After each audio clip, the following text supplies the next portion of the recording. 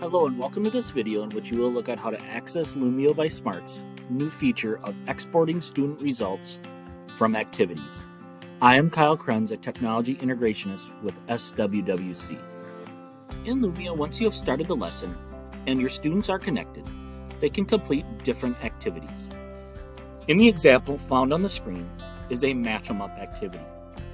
The students are asked to match up vocabulary terms with their definitions. Our one student has completed the activity.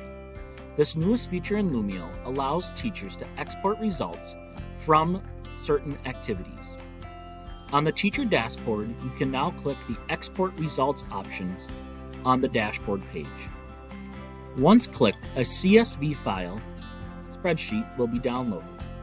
Once opened, you can see student names listed along with the question amount of total correct and incorrect, a percentage, and how long it took the student to complete the activity.